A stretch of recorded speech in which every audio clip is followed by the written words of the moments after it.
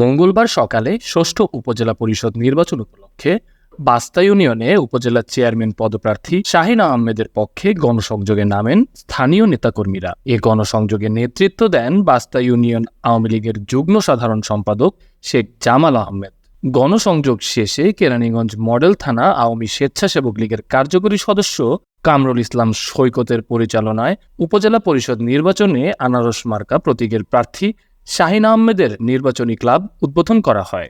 এ সময় গণসংযোগে আরও উপস্থিত ছিলেন বাস্তা ইউনিয়ন আওয়ামী লীগের প্রচার সম্পাদক আক্তার খান, বাস্তা ইউনিয়ন ৬ নং ওয়ার্ডের মেম্বার মনির হোসেন পাদুল, বাস্তা ইউনিয়ন আওয়ামী যুবলীগের সভাপতি আজিজুল হক জয়নাল, সাধারণ সম্পাদক মঞ্জুর হোসেন, বাস্তা ইউনিয়ন কৃষক লীগের সহ সভাপতি সৈয়দ হোসেন, বাস্তা ইউনিয়ন শ্রমিক লীগের সভাপতি জাহাঙ্গীর খান, কেরানীগঞ্জ মডেল থানা স্বেচ্ছাসেবক লীগের কৃষি বিষয়ক সম্পাদক খোরশেদ খান, বাস্তা ইউনিয়ন ছাত্রলীগের সহসভাপতি তানজিব খান, আওয়ামী লীগের নেতা জটুল মণ্ডল সহ পরিষদ নির্বাচন মের ৮ তারিখে। সেই নির্বাচনে আমাদের কেরানীগঞ্জের মাটি ও মানুষের নেতা, কেরানীগঞ্জের সর্বস্তরের মানুষের প্রিয় মানুষ, কেরানীগঞ্জের উন্নয়নের প্রতীক জননেতা শাহিন আহমেদ পুনরায় আবার নির্বাচনে উনি দাঁড়িয়েছেন। উনি তিনবার ইতিমধ্যে নির্বাচিত হয়েছেন বিপুল ভোটে। আমরা আশাবাদী এইবার সব রেকর্ড ছাড়িয়ে যাবে। এই ৮ তারিখের যে নির্বাচন, সেই নির্বাচনে কেরানীগঞ্জের মানুষ ওনাকে ভোট দেওয়ার জন্য মুখিয়ে আছে।